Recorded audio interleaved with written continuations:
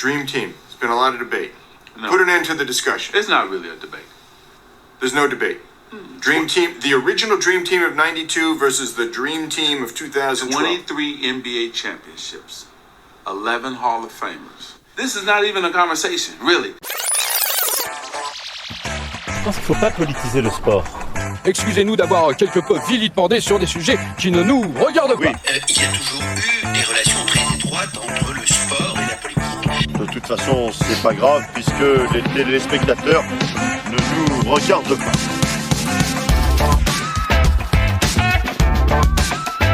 Et effectivement, chers auditeurs, vous ne nous regardez toujours pas, mais vous êtes toujours en train d'écouter Sportivement Vôtre. Et on se retrouve pour le second volet de notre épisode sur la Dream Team 1992. En première partie d'épisode, on avait vu que l'olympisme prônait à la base un amateurisme et une non-commercialisation de sa compétition. Cependant, avec l'ampleur qu'ont pris les Jeux Olympiques tout au long du XXe siècle, ça devient tout simplement impossible. Juan Antonio Samaranch, le président du CIO dans les années 80, souhaite ouvrir ses portes aux professionnels et aux sponsors privés. Toutefois, certains sports restent réticents au début. C'est le cas du basket, avec la FIBA qui ne veut pas s'ouvrir aux professionnels et aux joueurs de la NBA. Cela dit, on se rend vite compte qu'il y a trop d'intérêt pour tout le monde à engager une collaboration. Les temps changent et désormais, les superstars de la NBA sont éligibles aux Jeux. Les temps changent, voici l'ère du professionnalisme et du sport business, et quel meilleur symbole de cela que la Dream Team américaine qui s'envole en 1992 pour les Jeux de Barcelone.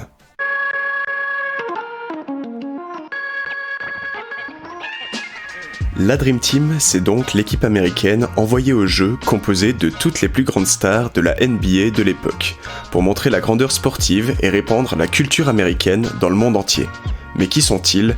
Faisons un petit tour d'horizon. Si on commence par les moins connus, on a quand même Chris Mullin et Clyde Drexler qui ont tous les deux été de nombreuses fois All-Star. Puis le Big Pat Ewing, le pivot des New York Knicks, 2m13, All-Star lui aussi. L'amiral David Robinson, des Spurs, rookie de l'année 2 ans avant. Scottie Pippen, déjà 2 fois champion NBA avec les Bulls, John Stockton, le meneur du Jazz, meilleur passeur de l'histoire de la NBA, Karl Malone, le mailman, aujourd'hui 3e meilleur scoreur de l'histoire, Sir Charles Barkley, déjà nommé 6 fois All-Star en 92, c'est déjà une plutôt belle composition. Puis, il en reste 3, et pas des moindres. Les 2 premiers sont en fin de carrière. Ils sont nommés capitaines de la Dream Team, ensemble, alors que c'était l'une des plus grosses rivalités des années 80. Larry Bird, 3 fois champion NBA avec les Celtics de Boston, 3 fois meilleur joueur de la ligue, 12 fois All-Star d'un côté, et Earvin Magic Johnson, qui a 5 bagues de champion, 3 titres de MVP et a aussi participé à 12 All-Star Games. Le cas de Magic Johnson est un peu particulier. En fait, il a mis sa carrière entre parenthèses depuis quelques mois, après avoir contracté le VIH. En plus de se battre contre la maladie, il se bat contre les stéréotypes qui pèsent sur les personnes séropositives. Ce tournoi olympique est donc un peu particulier pour lui. Il souhaite montrer au monde, encore ignorant, qu'on peut vivre avec le VIH. Magic Johnson et Larry Bird, qui étaient souvent décrits comme des rivaux que tout oppose, se lient d'amitié et mènent cette équipe à Barcelone. Ah, il en reste un dernier, relativement connu, la star de cette équipe, le seul, l'unique, le meilleur joueur de l'histoire, Michael Jordan. En 1992, il a déjà gagné 2 titres avec les Chicago Bulls et a été nommé 3 fois meilleur joueur de la ligue. Il a la particularité d'avoir déjà joué aux Jeux Olympiques en 1984 à Los Angeles alors qu'il était encore à l'université. Désormais, la jeune pépite est devenue un diamant, et un diamant très bien entouré. Le niveau de jeu était incroyable. T'avais l'impression que c'était un championnat et une finale chaque jour, chaque entraînement. Beaucoup de trash talking, ça se chambrait beaucoup. Et si tu perdais, tu l'entendais toute la journée, et tu devais revenir plus fort le lendemain. En soi, c'était très bien. Ça te donnait la motivation pour le prochain jour, le prochain entraînement. Chaque entraînement était plus dur que le précédent, on était de meilleur en meilleur. C'était les Jeux Olympiques à chaque entraînement. Ouais, je rappelle qu'on parle quand même de Michael Jordan, le gars qui a joué aux Chicago Bulls, peut-être la meilleure équipe NBA de tous les temps, qui est choqué du niveau d'entraînement de la Dream Team. Donc voilà, on a une brochette de gars qui se débrouillent pas si mal au basket, qui atterrit mi-juillet à Barcelone. Si dans la manière dont ils sont accueillis à l'aéroport, on dirait plutôt un groupe de rockstars venus faire des vacances au soleil, le monde va vite voir qu'ils sont pas venus pour rigoler. Parce que Dream Team, c'est quand même un surnom qui doit se mériter. La Team USA n'a pas le droit de ne pas gagner. Ce serait l'un des plus grands chocs sportifs de l'histoire olympique. Alors, dès les premiers matchs, ils font pas dans la dentelle. Lors des phases de poule, l'équipe de Chuck Daly, qui est l'entraîneur emblématique qui a mené la Dream Team, elle commence par écraser l'Angola, 116-48, puis la Croatie, l'Allemagne, le Brésil, et enfin pour son dernier match de groupe, la Dream Team est opposée à l'Espagne, une grande équipe européenne qui joue à la maison. On se dit que les États-Unis vont peut-être enfin avoir un peu de mal, un peu de fil à retordre, mais que nenni, 120-81, les Américains écœurent les fans locaux. Enfin, je dis écœurés, mais c'est pas vraiment le cas. Alors oui, ils finissent les phases de poule avec 5 victoires sur 5, 45 points d'écart en moyenne, ce qui est énorme. Ils ont laissé absolument aucun suspense, mais les fans se régalent. Pour la première fois de leur vie, ils peuvent voir les meilleurs joueurs du monde, les superstars NBA. Ces fans, justement, ils adulent la Dream Team sur le terrain de basket. Mais alors que dire d'en dehors ? Partout où ils vont, les joueurs américains sont l'attraction numéro 1. Les fans arrivent par centaines, les photographes aussi, si bien que la police espagnole, elle doit mettre en place un dispositif particulier pour assurer leur sécurité. Même au sein des athlètes olympiques, les basketteurs américains, ils ressortent quand même. Beaucoup d'Olympiens sont des fans, voire des groupies des basketteurs américains. En gros, les joueurs de la Dream Team, c'est les stars préférées de nos stars préférées. Alors, qui dit personnalité VIP, dit mesure VIP. Les basketteurs de la Dream Team ne vivent pas au village olympique, mais dans un hôtel privatisé avec leur famille. Ils ne vont pas non plus se restaurer dans les cantines prévues pour les athlètes, parce qu'ils seraient submergés de fans, ils seraient submergés de fans, et donc ils préfèrent aller dans des restaurants privatisés pour l'occasion. Pardon pour le petit lapsus. Enfin, ça c'est le cas pour la plupart des joueurs, c'est le cas pour Jordan, Magic Johnson, Larry Bird, etc. Mais j'ai quand même trouvé une vidéo de John Stockton, le petit meneur du Utah Jazz, un petit peu moins célèbre et aussi un peu moins atypique physiquement. Il fait que, entre guillemets, 1m85. Il y a une vidéo de lui qui se balade dans les rues de Barcelone durant l'Olympiade avec sa famille et qui fait une sorte de micro-trottoir aux supporters américains de manière anonyme. Est-ce que vous êtes fan de la Dream Team ? Est-ce que vous connaissez tous les joueurs de la Dream Team ? Visiblement, même s'ils répondent par l'affirmative, la plupart des supporters ne le reconnaissent pas. Mais voilà, à part John Stockton, les autres gars ne peuvent quasiment pas sortir. Et même sur le terrain de basket, les joueurs des équipes adverses, ils veulent des photos, ils veulent des autographes. Il y a par exemple une image d'un joueur lituanien sur le banc qui prend en photo ses coéquipiers sur le terrain avec ses stars préférées. On battait des équipes par 40 ou 50 points d'écart. Quand on faisait une faute sur un gars, il courait vers son banc, il prenait une caméra et il venait prendre des photos avec nous pendant le match. Il disait à ses équipiers « T'as vu ça ? Magic a fait une faute sur moi, t'as filmé ça ?» Oh purée, qu'est-ce que c'était marrant quand même. Ce qui est assez sympa en fait, c'est que les joueurs de la Dream Team, finalement ils le prennent plutôt bien, le fait d'être adulés partout où ils vont. Ils restent souriants, ils essaient de satisfaire tout le monde, ils se font plaisir et ils montrent une belle image de la NBA et des États-Unis. Et ils continuent à se faire plaisir aussi dans les phases à élimination directe. Ils éliminent Porto Rico en quart de finale 115-77, puis mettent une fessée à l'équipe de Lituanie qui a pourtant aussi des joueurs NBA en son sein, en s'imposant avec 51 points d'écart. Encore une fois, un écart abyssal. Au moins, les Lituaniens, ils auront eu leur photo. À la surprise de personne, la Dream Team atteint donc la finale olympique. Ils affronteront la Croatie le 8 août 1992. Mais avant d'en parler, on va revenir sur cette notion de plaisir qui est centrale dans l'aventure de la Dream Team. Il faut quand même dire que c'est un contexte particulier. Les joueurs sont ensemble H24, à l'hôtel, au restaurant, à part des autres athlètes. Ils apprennent donc à se connaître, ils se chambrent sur leurs expériences communes en NBA, ils vivent ensemble au-delà du basket aussi. Ça devient vraiment une vraie équipe, une bande de copains. Avant le tournoi, beaucoup doutaient de leur compatibilité. Ils avaient peur que tous ces gros égos ce soit ingérable et que ça parte en cacahuète, que le tout soit inférieur à la somme des parties. Il n'en est rien, tous s'entendent bien et passent un superbe été à Barcelone. Même, certains définiront ce moment comme le plus beau de leur carrière, alors qu'il faut le dire, ils ont quand même eu des sacrés moments en carrière.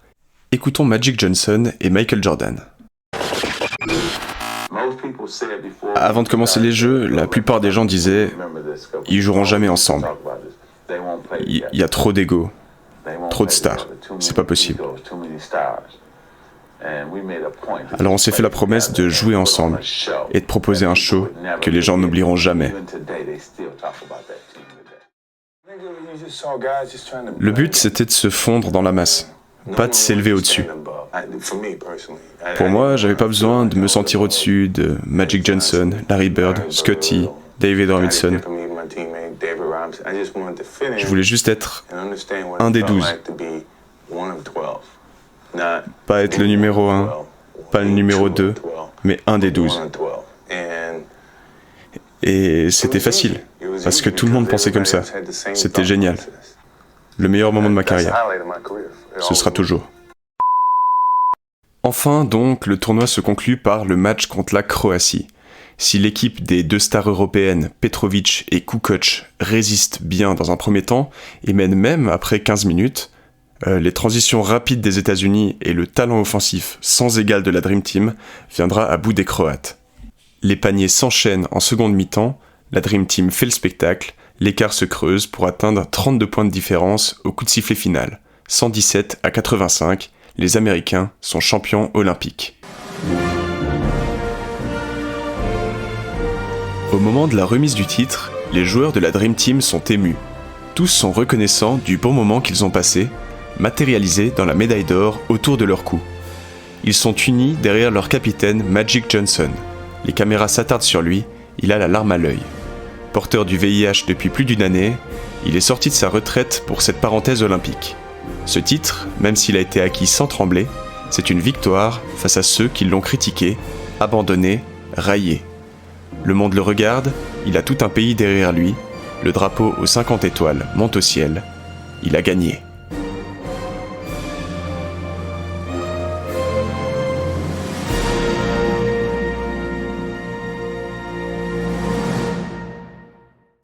God bless America. Le tournoi est terminé, il est maintenant temps d'observer l'après. Qu'est-ce qui reste de cette Dream Team? Quel changement elle a amené au basketball, à l'olympisme en général et aux autres acteurs cités plus tôt? Voyons tout ça. Déjà, vous vous posez peut-être une question, et vous avez raison, maintenant que les joueurs NBA sont admis aux Jeux Olympiques, il doit y avoir des Dream Team chaque 4 ans. Oui, mais non. Effectivement, chaque 4 ans, depuis 92, les États-Unis arrivent avec une équipe qui fait bien peur, remplie de superstars. Kobe, LeBron, Dwayne Wade en 2008, LeBron, Curry, Durant à Paris en 2024, et à chaque fois, on donne un nouveau surnom à cette Team USA, Dream Team 2, Dream Team 3.0, etc. Donc oui, les Américains ont eu plusieurs équipes de rêve. Mais la Dream Team 92, l'originelle, elle a quelque chose en plus. Elle est une sorte de mythe fondateur du basketball moderne, un étalon du niveau des autres équipes américaines qui sont à chaque fois comparées à celle-ci. Cette dimension narrative en plus qu'elle a fait d'elle qu'elle est considérée comme la meilleure équipe nationale de l'histoire. Quand je dis que c'est un mythe fondateur qui a changé le basket à tout jamais, ça peut paraître un peu fort, mais effectivement, il y a eu un avant et un après Dream Team pour tous les acteurs de l'écosystème du basketball.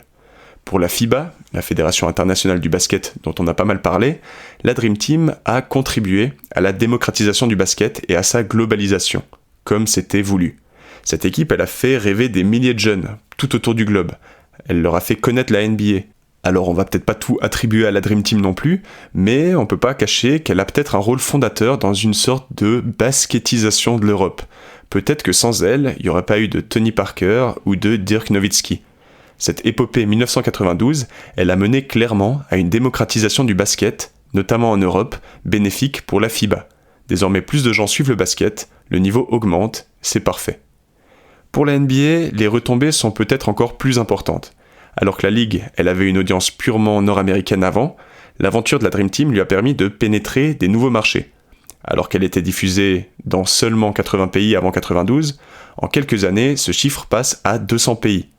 Alors que les ventes à l'étranger des produits de la marque NBA représentait avant 92 15% du total des ventes, en 2000, 8 ans après, on est à 40%.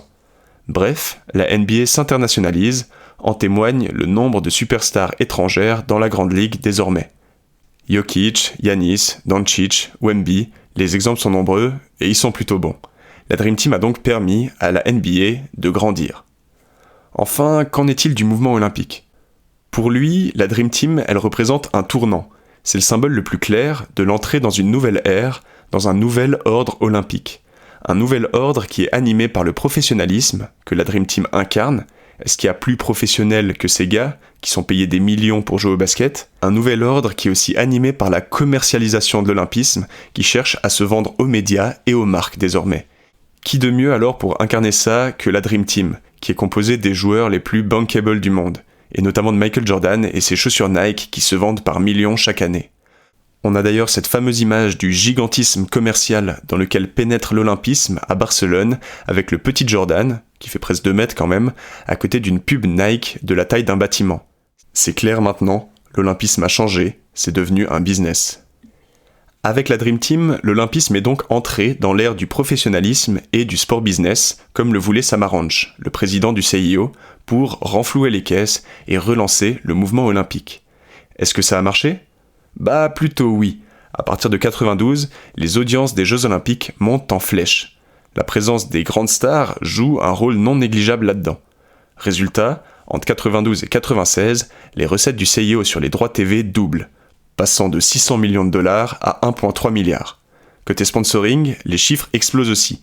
En s'alliant à des marques, le CIO passe de revenus de 100 millions de dollars en 88 à 280 millions en 96 à 500 millions en 2000.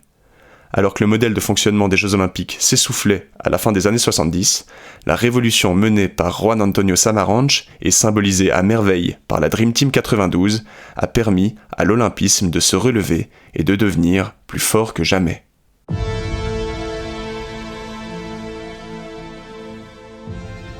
Si l'essentiel, c'était avant de participer, on l'a vu, le sport a changé.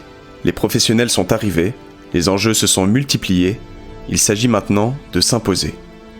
Plus encore, dans ce nouvel ordre sportif, celui du sport-spectacle, les fans veulent des histoires, du suspense, des rebondissements.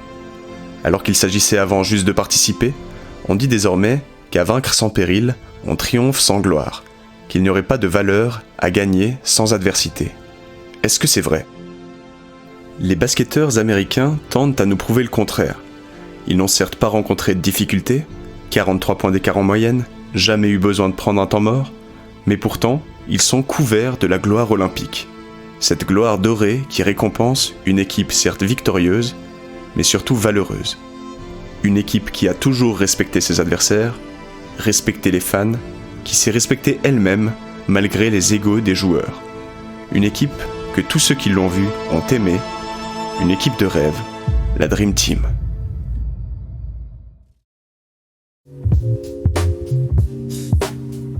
Chers auditeurs, merci infiniment d'avoir écouté cet épisode jusqu'à son terme. J'espère que ça vous a intéressé, que vous avez appris des choses, et même que ça vous a plu finalement.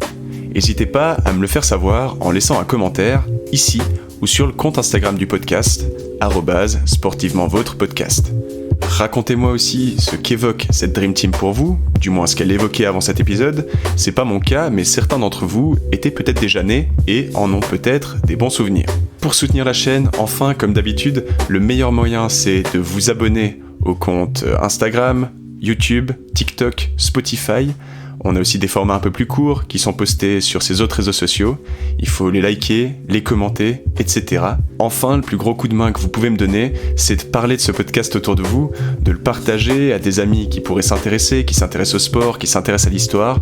Je vous en serais vraiment très reconnaissant, c'est vraiment important pour moi. Quant à nous, on se retrouve très vite pour de nouvelles aventures. Sportivement vôtre, joyeux Noël!